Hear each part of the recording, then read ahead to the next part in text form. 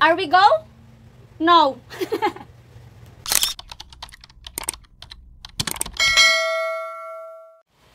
Hello mga kutrip, me again, Mahjong, a retired na kunyang. So for today's video ay nakatakda nga tayong pumuntahan ng airport. Pero tingnan nyo naman ang panahon, hindi nakikisama. Outfit check. Outfit check. Ito lang. Uy, pupunta ko ng airport today. Mga bandang 5 PM ay nagsimula na nga ni akong i-ready yung mga pagkain na adalhin namin sa airport. Kagaya nitong tinapay na ating apalamanan ng Reno at saka ng ating ginawang Santol Jam. Dahil kinabukasan pa naman ng 8:30 AM ang flight, kaya kailangan ay may baon tayong maraming food dahil tayo ay magmamagdamag doon sa airport. Dahil alam nyo naman, sa airport ay maharlika ang mga foodie. Alam nyo naman, binansagan din kuripot ang inyong kunyang. Kaya eto, magbabalot na lang tayo ng mga kakainin natin sa airport. Bali, ang bili na lang natin dun yung pang dinner. Pero ito yung mga pang magdamaga na just in case of emergency na kumulo-kulo ang ating tiyan sa gutom, ay meron tayong dudukutin para makain.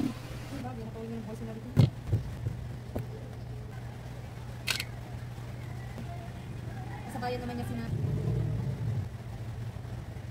Uy, balik pa naman.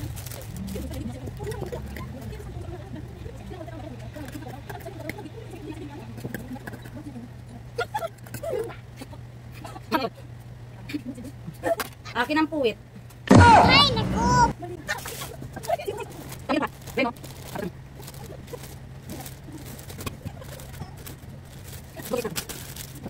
Pagkatapos kanina namang ma-ready ang tinapay ay ako ay naligo na dahil malapit na tayong lumayas. At ito na nga mga naglalaki ang maleta na ating dadalhin sa NAIA. O diba, malaki pa sa akin, di mo kakayanin.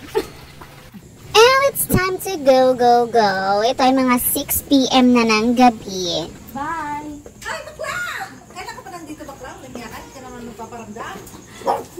It was at this moment that he knew. He fucked up. Bakla ka. Tapos, uwi ka na rin. Hindi, pa-flight na ako. Sarah?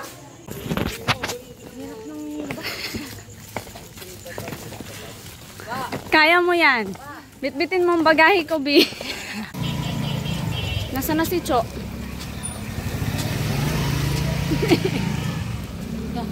Tagahila. Andito na nga tayo sa labasang sa may tapat ng Lianas dahil ang ating pick-up point, ang ating Grab ay dito sa 7-Eleven. O diba, sosyal na ng Kalamba. May Grab na papuntang NAIA. Hindi na mahirap umalis. Bali itong nakuha naming sasakyan ay 4-seater. Ayan, super spacious. Kasya ang bagahe at ang mga magbabiyahe.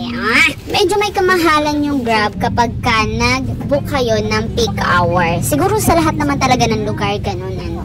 So ayan na nga, binabagtas na namin ang biyahe papuntang NAIA Terminal 3. At nakakaloka ang aming biyahe. Mabait naman si kuyang driver, as in talaga. Pero Diyos ko, mukhang hindi kami sa airport madadala mga antik ko. Munti ka baka makapunta ng heaven. Kasi bigla kaming nakarinig ng hilik kay kuya. Oh my God. So ayun na nga, nasabi niya naman sa amin na medyo inaantok-antok na nga daw siya. Siguro dahil sa pagod sa biyahe. Imagine mo, nagbabiyahe ka buong maghapon. Kaya nung sinabi ni kuya na magpatugtog daw siya at medyo alakasan niya pa, ay sige go, magising lamang ang iyong diwa. Pero nakakarinig-rinig pa rin kami ng mga medyo hilik-hilik at nakikita ko sa rear view mirror na talaga naman si kuya ipapikit na, kaya pati bunganga ko nilakasan ko na rin.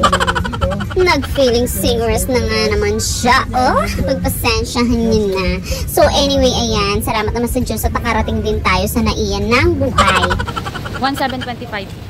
Ayan nga ang aming binayaran sa Grab mula Kalamba hanggang dito sa NAIA Terminal 3. Sulit na rin dahil syempre mula Kalamba hanggang NAIA na yun. Tapos dire-diretso yung biyahe. Unlike dati na bababa ka pa, magkakating trip ka para makapunta ka ng airport. Hassle, diba? Sa ilang beses kong pumunta dito sa airport, ng mga panahong OFW pa ako, first time kong makita ang NAIA na hindi crowded dito sa labas hanggang sa loob, mga auntie, as in talaga. Dahil dati, as in, ang dami na agad pasahero. Kaya medyo aligaga ang tiyanin niyo tuwing nasa airport, as in, dali-dali, para lang makapila agad sa check-in luggage. Bali, inabagtas na nga namin yung papunta sa gate 7, kung saan pwedeng pumasok yung mga non-passenger. Hay, naku, Diyos ko, kailang pauli-uli ako din sa airport na hindi ko malaang naalaman yun. Ay, sana, nung hinatid ko si Papa, doon ako nagtahan. So, bali, mga mag-aalas 10 na makarating kami dito sa loob ng airport. At ayan, magdi-dinner na muna kami dito sa Jollibee. Buti na lang umakyat na agad kami kasi hanggang 10:30 lang sila nagpapapasok dahil hanggang 11 lamang yung kanilang open para sa mga customers. So, ayan. At sa mga nagtatanong po kung pa saan ako, ay eto na ang kasagutan. The moment of truth. It's a prank. Nagatid lang talaga kami.